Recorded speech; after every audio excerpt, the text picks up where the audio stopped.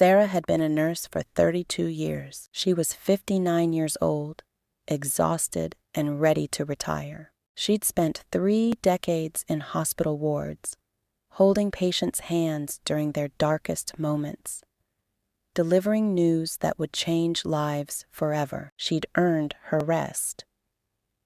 Then she met Vincent at the community health clinic where she volunteered on weekends. Vincent was 84, homeless, and dying.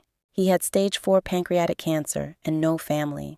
The hospital had discharged him because there was nothing more they could do. He had nowhere to go. He would die on the streets unless someone intervened. Sarah sat with Vincent for 3 hours that first day. He told her about his life, a career in architecture, a marriage that lasted 52 years, children who'd stopped calling decades ago. He told her about the mistakes he'd made, the bridges he'd burned, the pride that had isolated him. He told her he was ready to die, but he didn't want to die alone. That night, Sarah made a decision that would change everything. She quit her job at the hospital. She emptied her retirement savings. She rented a small house with a bedroom she could convert into a medical space. She brought Vincent home. Her family thought she was insane. "You don't know this man," her daughter Rachel protested. "You're throwing away your future for a stranger." "He's not a stranger," Sarah replied calmly. "He's a human being who's alone. That's enough." For 4 months, Sarah cared for Vincent. She managed his pain medication, changed his bandages, cooked soft foods he could eat, and, most importantly, she listened. Vincent told her stories about the buildings he'd designed, the woman he'd loved, the grandchildren he'd never met. Sarah recorded his voice, captured his stories, honored his life. Vincent died on a Tuesday morning in March, his hand in Sarah's hand, surrounded by morning light and dignity. Sarah buried him in a cemetery with a simple headstone. She spoke at his funeral, the only person who came. She cried not just for Vincent, but for all the lonely people in the world who simply needed someone to see them before they disappeared. 2 weeks after Vincent's death, a lawyer called. "Miss Sarah Chen?"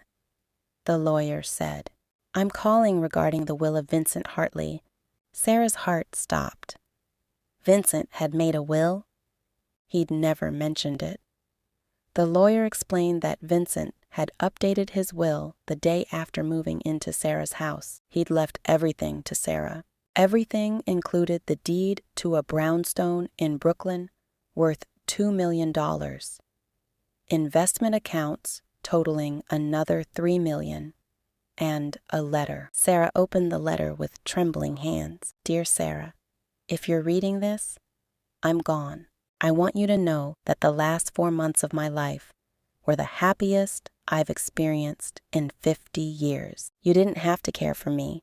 You didn't have to sacrifice your career, your savings, your future, but you did. You saw me when I was invisible. You treated me with dignity when the world had discarded me. I spent my life building buildings that will eventually crumble. But you built something that will last forever. You proved that kindness still exists. You prove that one person can matter to another person, even when they're strangers. I have no family who deserves this money, but you deserve everything. Use this to build the life you sacrificed for me. Open the clinic you always talked about. Help people the way you helped me. Don't mourn me. Celebrate the fact that my life, which I thought was a failure, actually meant something because of you."